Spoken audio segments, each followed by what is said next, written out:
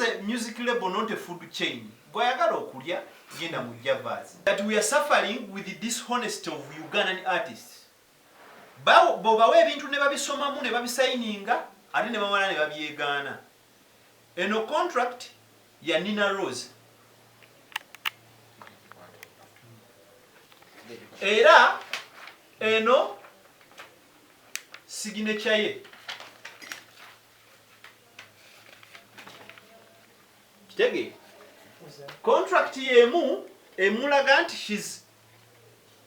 she's attached to us as an exclusive recording artist. Eno contract ya Bruno K. Ate Bruno ye tuwa making sure nti assigninga on every page. Na signinga no mulala ya musigningirako yali manager we Ivan Annington Kasozi. Bruno is just dishonest nti ne sente zamwebwa teyazi disclosing wa manager we Kasozi. Era Kasozi bwe yazze wano yatugambye nti nayagala tugende mu Airtel. Balete zino message. Kati Kasozi yake atamanyi nti abasinga tuba tubawa sente zino nga tetubeesize. Tuzibaweera via Sendwave. Kati ku Sendwave buli sente z'osindika zisigaza mail. Mail gy'osindisa ekola ki? Esigazaako. Zino sente zonna zaweebwa Bruno K. Each mail is there and the data is there. Era twetaaga bagende mu Airtel, bagende ne mu kooti. Tusaba abayimbi baffe bamu nti ffe tetubalinaako buzibu. Let them respect themselves and respect people's brands. Black Market Records yagenda okutandikibwawo nga Bruno K tannazaalibwa. Nga Nina Rose tannazaalibwa. That is 1986. Kati tusaba nti Bruno naba bamutwala bino bwe bakuserera mu katale toyombera mu masaŋŋanzira. Bruno tukusaba genda mu kooti owabe ensonga ziggweereeyo okugenda nga you are making noise on social media tekikola ki tekikujjaayo. Okay, soon if it goes like that we are facing you and intention is to sue are coming your way. Okay, okwedraginga kukola bwe kuti sokole bw'obanga okozesa ebiragalalagala tebikuva mu musaayi lunaku lumu.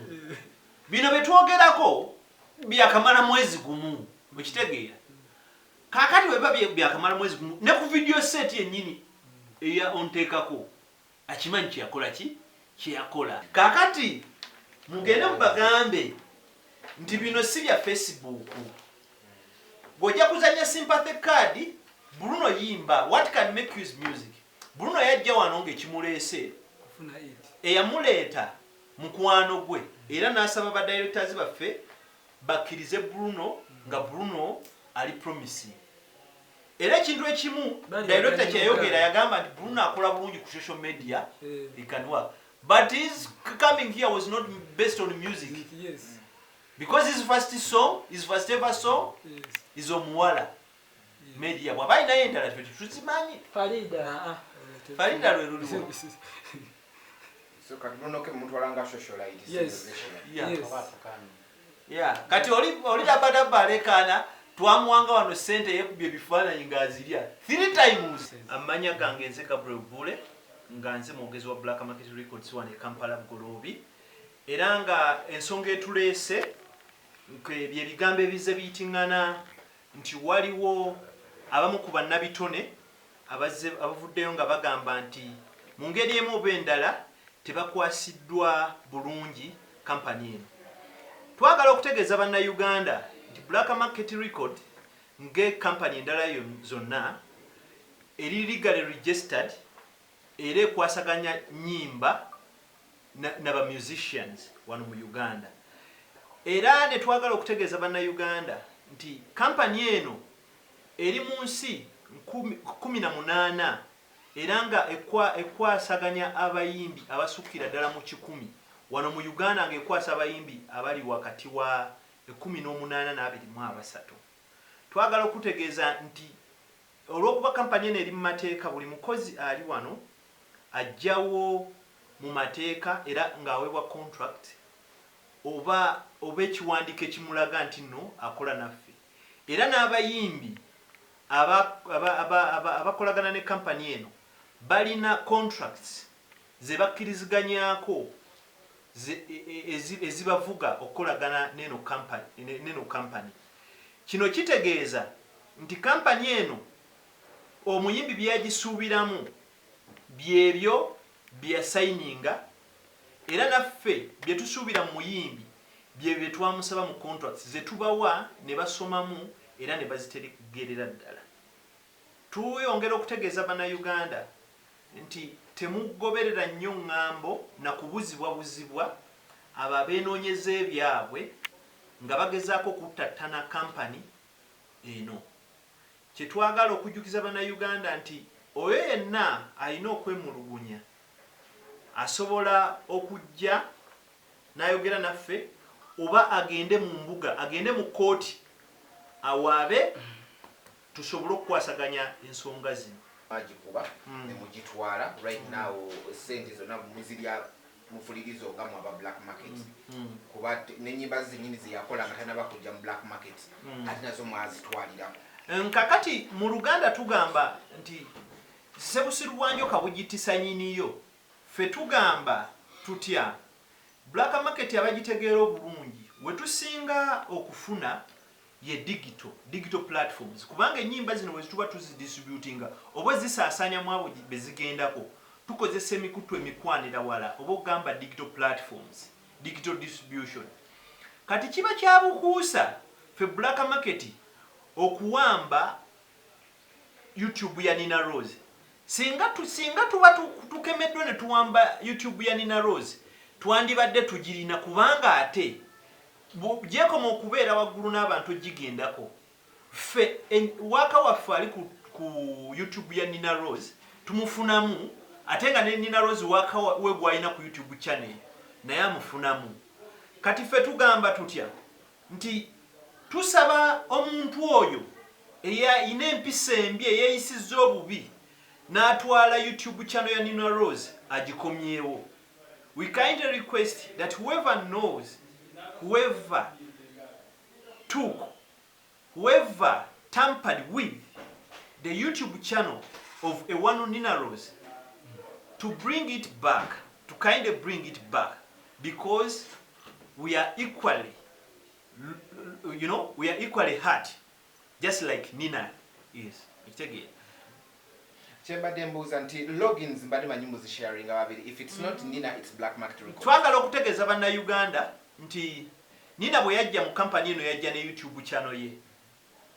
Naye bw'ajja ne YouTube channel eno, enkola ya digital bw'ekola twamuintroducinga ku bintu ebirala by'atayina. Kwe kugamba nga mu bimu ku byo kwe kumuggulirawo YouTube channel, YouTube enkola gye bayita ya Vevo. Kati Vevo eyo yegatta ne YouTube channel y'omuyimbi gy'abazze nayo. Kitegeeza nti ffe tusobola okukozesa Vevo yaffe ne tuteekayo content ku YouTube channel eyo, naye tetusobola kugenda ku YouTube channel ya muyimbi okujjayo oba okweditinga oba okukwata ku kintu kyonna ekiri ku channel eyo.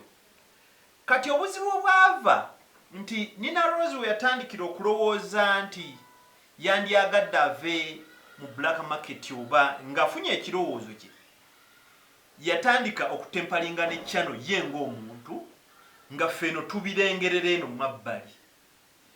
Mu bimu ku byo ekiseera we yalina okuteekayo oluyimba lwe bayita onteekako lwe yakola n'omuyimbi Oxygenus gwe yeereeterayo kennyini ne tuluteekamu sente. Nina Rose yaddira YouTube channel ye n'agifuula private, nga ffe eno tetusobola kugiraba naye nga yasobola okugiraba yekka. Ntegeerekese. Kati bw'akola ekyo ne tulinda ng'enkola yonna kampani bwe zibeera, wabeerewo meeting eteese ewabule ku kiki kigenda okukolebwa. Mu ddakiika y'emu twagenda okulaba ate Nina ng'ali mawulire nti YouTube channel bagibbye. Mu kaseera katono ne tulaba YouTube channel y'emu kubanga ffe wano we digitally follow everything nga YouTube channel yekomyewo with the same URL. Ekitegeera URL kekandibadde nga akabonero oba license plate license ey'omukutu gw'oba oguddewo ku kibanja ekimu as in a web browser. Ekitegeeza nti kye twali tulowooza nti YouTube eyo yennyini agitadde wansi oba agisanguddeyo tekyali kituufu kubanga yakomawo ne URL y'emu. Ne tulinda tulabe ekiddako. Oluyimba luno lwe twateekayo katalwa reflectinga ku channel eyo ate channel nekola ki nebula. Ekitegeera tugenda okuddamu nga batugamba ebuze naye ddala mu butuufu nga naffe tetugiraba ekoze eki ebuze. Tusaba omuntu eyatwala channel eyo agikomyewo Nina asobole okufunamu naffe bye tulinako ng'ebyaffe tubifunemu. Nkyannaku nti ffe kye tulowooza wano kubanga yadde nga Nina akola investigations ze naffe tukoze investigations ezaffe ne tulowooza nti mu mulembe abantu gwe bateeka VPN oba virtual private networks ku kompyuta zaabwe ne ku masimu gaabwe gundi eyo channel eyinza okuba ya compromisingibwa kubanga bw'olaba channels ezo VPN ziri directing omuntu mu nsi endala n'osobola okukozesa nga n'osobola okuaccessinga Facebook n'emikutu egimu nga naye toli muki naye ate ng'oli mu Uganda. Naye ate ensi ezo ezimu ze bali directingako nga Netherlands, United States, UK ziri strict nti bw'otandika okutempalinga n'ekintu zo nezilowooza ku any suspicious activity nga bakubringinga ki down. Era y'ensonga abantu abasinga ennaku zino baluzinze Facebook accounts zaabwe. Ffe tusaba nti Nina Rose bw'aba waliwo ayina account ye agikomyewo agimuwe tusobole okubeera nga ffenna tugenda kubanga era tetumwagaliza bubi. N'ekirala tusaba nti Nina Rose bw'aba ye akola allegations nti computer nti channel ye twagitwala computer eziri wano ziwera teri egenda kugibwayo kubanga buli kimu kikolebwa ku computer ziri wano. Nina Rose asobola okugenda mu kooti n'aleeta ne ba CID ne bakozesa IP addresses za zino computer ne bamanya activities ezabadde ku computer zino mu bbanga eryo lyalowooza nti nno YouTube ye yakikola ki yatwalibwa. Okay. Awo nga tufudde ku kya YouTube. Nina Rose agamba contract yagwako. Naye ate mulemeddeko mugamba mbuno okutoka ekyaliko. Lwaki omuyimbi bwako wati mumutana agenda? Nina Rose teri amugaanidde. Wabula njagala okutegeeza bannayuganda nti Nina Rose bwe yajja wano ng'ennaku z'omwezi 6 yajja before naye byatuukibwako okufuuka ekitundu ku ffe byasayiningibwa ng'ennaku z'omwezi 6 August 2020 ng'omukyala Kankunda Nina gwe mumanyi nga Nina Rose yegatta ku Black Market Records. Nina Rose yasayininga ekika kya contract gye bayita exclusive contract. Contracts zino zibaamu mirundi ebiri. Waliyo contract endala ezina terms endala ne wabayo ne exclusive contract. Ajja tegeera exclusive kye kitegeera. Nina Rose bw'aba yali tanywedde obanga teyaliko kimutawaanya kyonna kyonna ekimutawaanya bino yabisoma era n'asayininga.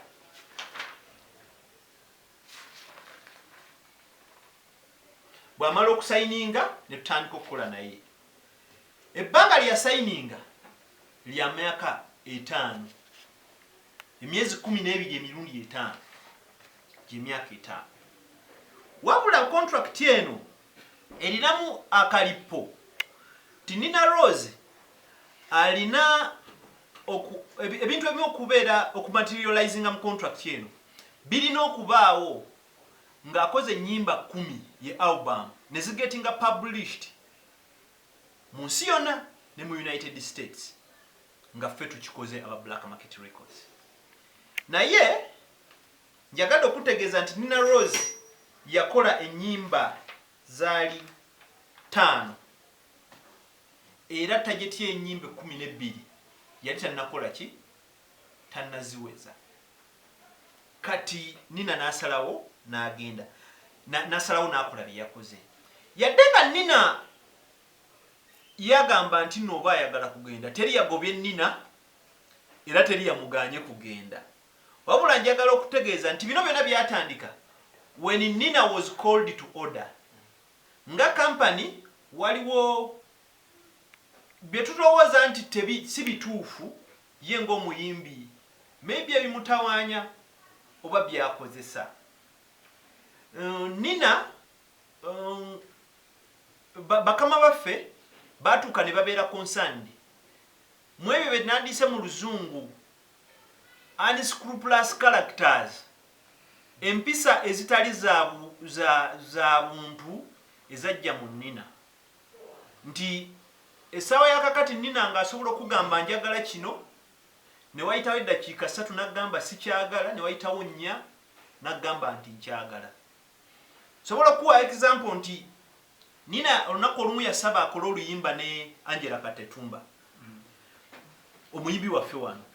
Angela Katetumba yakkiriza, ne tukkiriza Nina akole oluyimba ne Angela. Nina yasaba bamunone ewakaawe ekyanja ajje agende, I remember what was the place, I remember Wakaliga, agende Wakaliga a recording oluyimba ekitegeera. Nina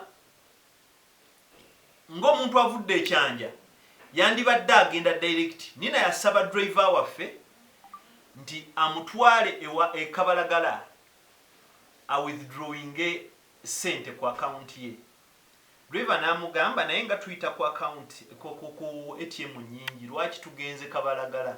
N'amugamba nze ekyo kyenkola kyenjagala ekitegeera. That is misuse of our facilities, which is okay. Bw'atuuka e Kabalagala yatuuka n'ayimirira ku kkubo n'agamba driver yimirira, n'amugamba nammu emitwalo gyali 2, something like that. N'amugamba genda mu mmotoka eri ogimpeera omwami oyo akuwa ebintu byange. Sadly driver n'agenda naawe omwami gwe yawa ssente ono n'akomawo n'ebintu bye tulowooza nti tebikola tebituukana bimenya mateeka wano mu ggwanga lyaffe. N'amugamba kati tuddawa Kabalagala. Olwatuuka mu KFC Kabalagala muyimbi n'akwata ebintu bye n'agenda mu kayu. Bw'agenda mu kayu n'akomawo n'amugamba kati ondeeseewa wano, kati tulagawa, nze sikumanyi. You understand? Driver naye mukozi naye n'asoberwa. N'amugamba kale kankutwale ku studio obali bakubuulire wajje nkuleese kubanga nange simajja kuddako. Bwe yamutuusa mu studio nga yasabye oluyimba n'atuuka mu studio n'agamba no nze luno sigenda dukola, simanyi Andrew kyagenda nakulowooza. Nga byayogera tebikola tebikwatagana. Si bwe omulundi gwokka Nina yasaba Black Market nti yandyagadde penetrating the Kenyan market. Bw'ayagala okupenetrating Kenyan market, Black Market ne mugamba nti abayimbi abo bali expensive okudiringa nayo, naye tulina emikwano gyaffe gye wandikoze najje oluyimba openetrating eyo nakkiriza. Twafuna omuyimbi Nviri the storyteller. For those who know art, they know who Nviri is. Nviri is signed to Swahili Nation. No. South Sora, I think, like that. Oli omuyimbi n'aweereze amaloboozi. Bwe yaweereza amaloboozi, Nina n'akubirwa essimu ajje naye akola amaloboozi. Nina n'asaba n'agamba nti bamuweereze transport. That is recent. What transpired? Bino bye njogerako byonna biri recent. What transpired in 15 minutes was horrible. First, she said, sente za transport zibamuweereza, sente ezo ziba za Uber, 10,000. N'agamba sente ezo baziweereze omuwala gw'abeera naye Martha.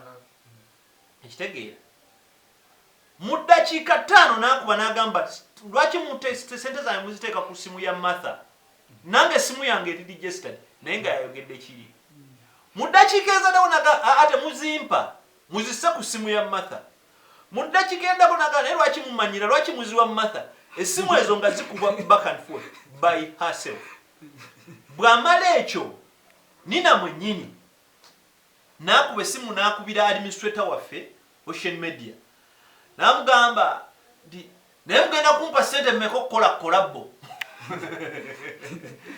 twagala okugamba nti with due respect no musician in Uganda can pay Nviri the storyteller to make a collab. Can Nviri pay? We instead, our musicians should pay Nviri. You understand? Kati Nina, jeri ebimu kubyeza bibugamba nti byamuwanga transport wa mitwalo 10 biki ebintu ebyo. Ekitegeera. Kakati ffe twebuuza nti omuntu okuva ewa Kaliga n'okutuuka ekyanja ube iyo yandibadde ya sente mmeka. Ebintu bino ebimu tebyali mu contract naye tubiradde tubikola mu mutima ogwabwaki ogwobwa Sseruganda. We believe nti aba balowooza nti abayimbi bano bali important naddala nga Bruno K. Abayimbi bwe babeera important. If you can't afford a meal, what makes you so important? If you're important, I believe you can afford a meal. But sadly, they've been funded and facilitated in that manner. Oh, nga babaagala Javas. Ekitegeera. But you know, omuntu kyalina okumanya nti this is a music label, not a food chain. Gwayagala okulya genda mu Javas. Ekitegeera. Naye ekikulu kiri nti this is a business. Nti buli business erina budget yayo gitambuza omwaka mulamba. Gwe Rabadaba okungamba okuvaayo nti no nakuwadde video ya low budget nga ya $10,000 gwe mu myaka 2 ofulumiza video mmeka. Enyimba Rabadaba zagamba Black Market yazimukolera isima ya mukolera low budget. Shoot them all mujadula boluyimba balaba TV zino. Ne wancheke kya mulabo baza za low budget yekirala. Enyimba ezo yaziretanga nkadde. Ekitegeera. We want to put it clear that we are suffering with the dishonesty of Ugandan artists. Bobawe ebintu ne babisomamu ne babisigninga ate ne bamala ne babyegaana. Eno contract ya Nina Rose. Era eno signature ye. Kitege contract yemu emulaga nti she's attached to us as an exclusive recording artist. Eno contract ya Bruno K.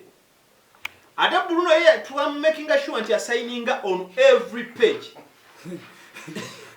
Na signinga no mulala ya musigningirako yali manager we Ivan Annington Kasozi.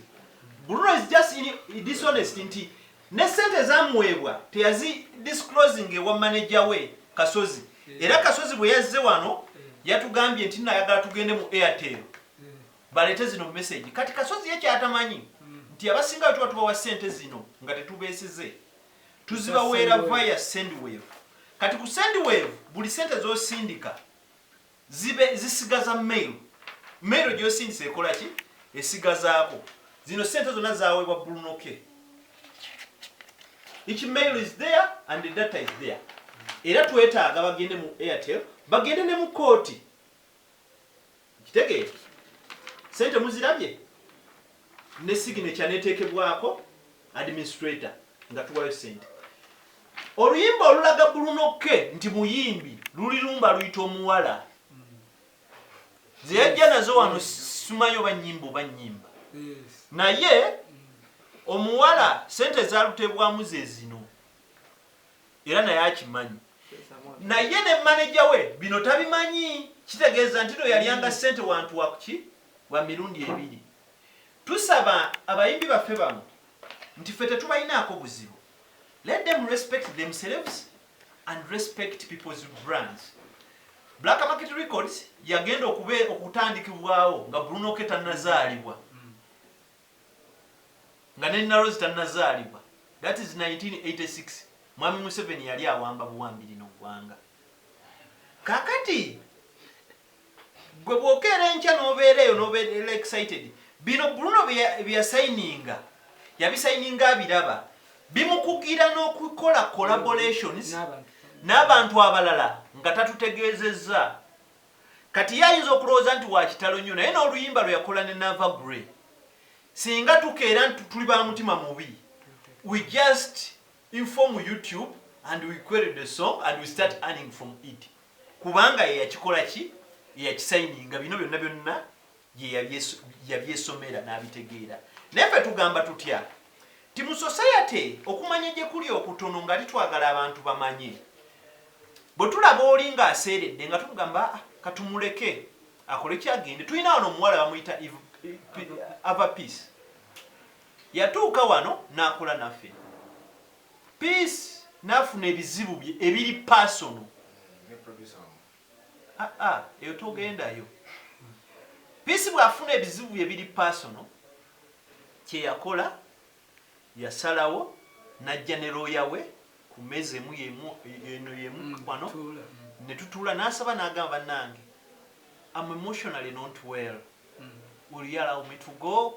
We allowed her to go without compensating, without paying.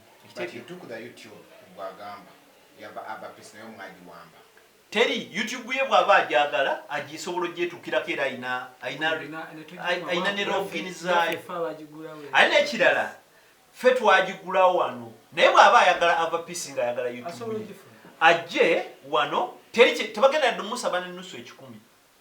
YouTube channel ezo zikolebwawo bantu ekitegeera. YouTube channel ofuna ekibanja eky'obwerere ku kibanja ky'omuntu. Kati YouTube channel ezo zikuza oba olina okuba ne content oba ne ssente. Ffe wano tulina ssente ezisobola okuza YouTube channel, tulina ne content wetusobola omujja asobola okuza YouTube channel. Tetulina whatsoever any interest in getting YouTube channel. Bano abalala bano ba Yuga Boy, they were indisciplined to the maximum. Tosobola kubanga wakasayininga nnaku 2 ovuma abantu, causing prejudice, mud slinging people's names, kubanga gwe oyagala oyiseewo kyokola ki kyoyitawo. Naye yadde nga bampisa mbitu bagamba bwe baba balina kye babanja bajje bakole ki bakibawe ekitegeera. Naye bwe tubeera tubabanja nabo bajje bakole ki basasule ekitegeera. Era wano njagala okusomera nti bano abasayininga exclusive contracts. Artists minimum recording commitment means the minimum number of masters artist is required to record and deliver to a company embody artists' performances during each contract period of this agreement. The minimum recording commitment for each contract period is set forth below. First contract period is 1 album. Each option period is 1 album. Abayimbi bano bonna aboogera, Nina Rose included, tebawezanga album. Nina Rose alina ennyimba 5, Bruno K ennyimba nga 5, Bruno K ennyimba 2. Kati tusaba nti Bruno n'aba bamutwala bino bwe bakuserera mu katale toyombera mu masaŋŋanzira. Bruno tukusaba genda mu kooti owaabe ensonga ziggweereeyo. Okugenda nga you are making noise on social media tekikola ki tekikujjaayo. Okay? Soon if it goes like that we are facing you and intentions to sue are coming your way. Okay? Stop tarnishing the image of this company. Be responsible and act responsible. Thank you. Low budget, atenga n'abayimbi ba upcoming ne mumuli. She said 3. so ebimu ku ebintu ebiri substandard bye mwakolanga nti omuyimbi ne mushooting sa video 3 mu lunaku lumu naba upcoming ashootinga upcoming tamanyi byakola ate ne mumulimba ati wajirabyeko video kakati this is the thing we don't know who rates we don't know who rates upcoming and what Nina means by upcoming. Okay, we don't know who rates upcoming, who determines upcoming, and what Nina calls upcoming. I know by 2017 Nina couldn't stand anywhere to perform. Yes. Okay, but she was doing good stuff, and people were rejecting her in the name of upcoming. Yes. In quotes. This is the issue. Nina yekyalina okumanya n'abo abalala nti bw'obeera ne kampani yo ola ne bw'obeera n'amaka obeera ne budget nti gana lino ettooke ligenda kuvuga paka ku Lwakutaano okitegeera bwe liba terimaze waakiri kanyongereko amazzi abaana kabanywereko amazzi ettooke lino okole ki limale. Black Market Records si charity, si church. Nti church gye bakolanga mu church okola upon the will of the followers oba masigidi okitegeera wano Nina si alina otubuulira ebyokukola okitegeera ffe tulina okumanya kiki ekyokukola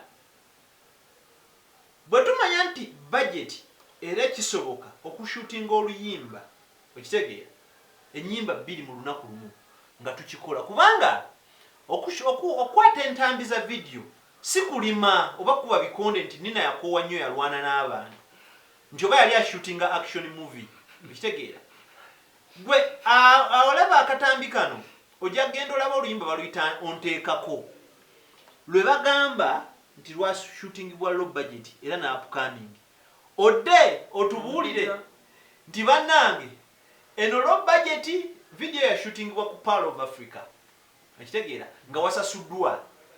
How many musicians and how many managers are willing or have the money to pay Pearl of Africa hotel?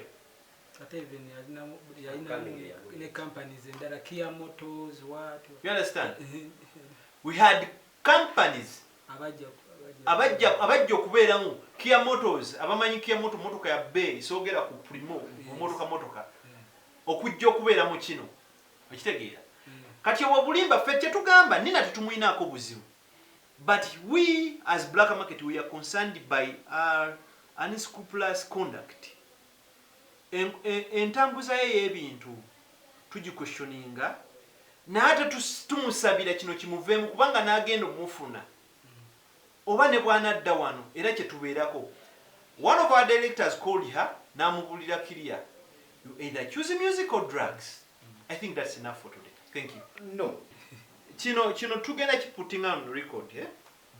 Nina asobola okugenda mu kooti adisputing effe bye twogedde. Driver waffe omu ku bakozi baffe yakiwitnessinga more than 2 days. Era eyo scenario nkoze eki njibateddeyo.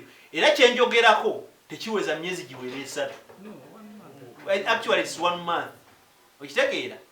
Kati intoxication okwedrugging kukola bwe kuti sokole bw'obanga okozesa ebiragalalagala tebikuva mu musaayi lunaku lumu. Bino betwogerako byakamala mwezi gumu okitegeera. Kaakati weba byakamala mwezi gumu ne ku video set yennyini eya onteekako akimanyi kyeyakola. Kati let her stop being in denial. No one hates her. We love her so much. We appreciate her craft. She's, by the way, talented, okay? And we even feel so sad to lose her. We need her. By the way, we lovely need Nina. Naye tosobola kuŋŋamba nti Black Market erina abayimbi abagenda n'abagambye basukka mu 100. Ate abaliko Kenya tulina omuvubuka yakuba bakiyimba wamunyambezi bababa Mbuzi gang okitegeera. Cameroon tulina betwasayinize, Nigeria twagiyingidde okitegeera. Cuba okitegeera Puerto Rico Italy we have artists US naye nga bo bagende mu Google bagambe the black market ya extorting zone ya exploiting zone oba yakoze bwete kino twandibadde tetukikola because the best PR is to keep quiet but we think it is going above bojja ku black market you either sign exclusive or a 50-50 or a 50-50 approach okay Nina signed an exclusive contract ekitegeera kyovola boli ejjwa veri abayimbi baffe beewo okusoma bategere copyright bwekola bategere ne record labels bwezikola ebintu ebimu byayogera bikolebwa management for us we are a record label ekitegeera yeah okay akasembayo promo Abitex tomanya Abitex tufuna nagamba singa mwetantala ne mukera ku macha ne mukuba oluyimba lwe yakoze ne Nina Rose mujja kutegeera kiki bayita Abitex kakati kino kiddamu bwenti fenga wano ku black market record nange ng'omuntu simanyi Abitex yani era simulabanga nako naye kati mwami Abitex byonna byayogera you know tuina kye tuyita okwetegana no out of excitement you know ebintu bino tebikolebwa emotions kati if Abitex wants to appear in front of a camera to make a statement tajja gikola bwatyo Abitex akole bwati Abitex bwaba awulira nga ali aggrieved agende mu kooti atwale mu kooti tuina address tuli registered ajje wana twale mu kooti tujja kudiringa naye okitegeera Abitex kyalina okumanya there is what we call copyright okitegeera ffe bino ebintu byetukola tetubikola mu mateeka okitegeera you know ebintu Abitex byakola byalowooza ebintu bye boogera yogera ebyo banena biboogera those are lines thrown around okay to frustrate us and we won't get frustrated you know if you throw out emotions you bank on emotions to you know to pick up the sympathy card it can work but it works one day but the law is clear Abitex taina ya the IPS ya luyimba taina ya the IPS ya luyimba nemuja owuninga okitegeera ayina omuyimbi we yakola n'omuyimbi wa black market yani omuyimbi we yamumanyi Serena Butter yani Serena Butter tomanyi Serena Butter simanyi Serena Butter simanyi Abitex and we are not willing to comment to such crap yes let him lie low go to court or style up and study olimba lwa famous ya yakola Nina Rose oluyimba Jose Mabega and kati fe tukugambye kirikiriya okitegeera you signed an exclusive contract with us kati bw'omala okusigninga eno contract nti n'omuntu bw'ogenda okola naye okitegeera alina okujja n'akola ki n'atwebuuzaako bw'atatwebuuzaako we can simply query the copyright to that song but we are not even interested in such a song by them because we don't know whether it is a song or not because you know music is beyond putting up words and rhythms you understand you know kati enyimba zetukozesa ffe it should be a well mastered song it should be a well recorded song goyinza okuba tolulaba naye nga ka sound keeko terugwa kyekyo okitegeera kakati ffe tetumanyi na project ye bwe tunaagirabako maybe ndowooza tunaabannyonnyola okuba menyeramu contract ye tulina gye tuyita right company shall be the sole owner throughout the world of the copyright in and to the sound embodied on my and all masters made hereunder is not a work made for hire, then artists agree to sign all of artists' copyright interest herein for the world to company. Okitegeera? Oyo ategeera okumenyamenya copyright byajja bitegeera weno ojja okumanya nti name and likeness. Okitegeera? Bye bino byonna byajja Nina Rose. Era wano yennyini Nina yagira n'agamba nti nti nze Rose R-O-Z. Okitegedde? Kakati mugende mubagambe nti bino si bya Facebook. Gojja kuzanya sympathy card, Bruno yimba, what can make you music? Bruno yajja wano ng'ekimuleese eyamuleeta mukwano gwe era n'asaba ba directors baffe bakkirize Bruno nga Bruno ali promising. Era ekintu ekimu director kyeyogera yagamba nti Bruno akola bulungi ku social media, he can work. But his coming here was not based on music. Yes. Because his first song, his first ever song, is Omuwala. Media. Bwaba ina yendala tuzimanyi. Farida lwe luliwo. So kati Bruno ke muntu walanga socialite. Yes. Yeah. Kati oli dabadaba lekana twamuwanga wano sente yekubye bifaananyi ng'azirya 3 times.